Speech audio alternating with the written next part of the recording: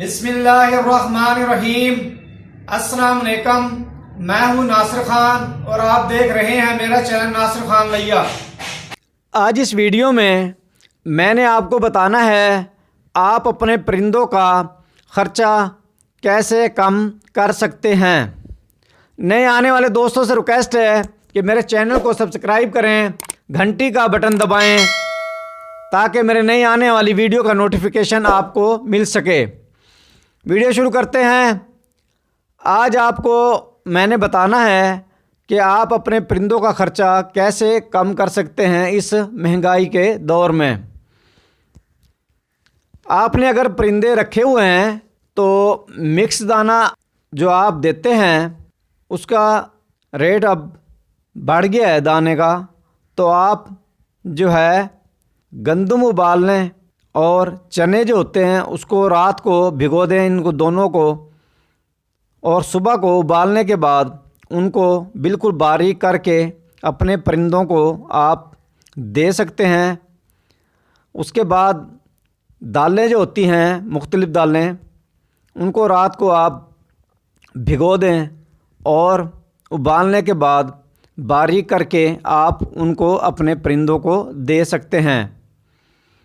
Mix दाना भी आप अपने परिंदों को दें। जो चीज़ आपको सस्ती मिलती है वो चीज़ आप अपने परिंदों को इस्तेमाल करवाएं। इस तरह जो आप अपना ख़र्चा परिंदों का कम कर सकते हैं।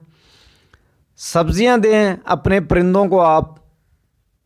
जो कद्दू होते हैं कद्दू दे दें आप, कद्दूकश करके बिल्कुल बारीक दे दें आप। खीरा भी आप दे सकते हैं, चुकंदर दे सकते हैं आप अपने परिंदों को बिल्कुल बारीक करके। उसके बाद आप जो है पुदीना दे सकते हैं, पालक दें आप अपने परिंदों को, लहसुन दे दें। गाजर का मौसम है तो आप गाजर भी बारीक करके कद्दूकश करके अपने परिंदों को दे सकते हैं। ये चीज़ें जब आप इस्तेमाल करवाएंगे तो इस तरह जो है आपका जो है परिंदों का ख़र्चा इस तरह कम हो जाएगा। जो दाना आप महंगा उनको डाल रहे हैं तो वो ख़र्चे आपका जो है कम हो जाएगा जब ये चीज़ें आप सस्ती इस्तेमाल करवाएंगे। जो सब्ज़ी आपको सस्ती मिलती है वो चीज़ें आप दें इनको, बादी चीज़ें ना दें। गोभी वगैरह जो होती है, कोई और बादी चीज़ें हैं तो वो आपने नहीं देनी।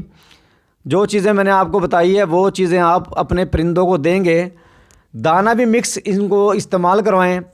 और दाना आप अगर किसी छोटे दुकानदार से लेकर आते हैं मिक्स दाना तो वो आपको जो है महंगा पड़ता है।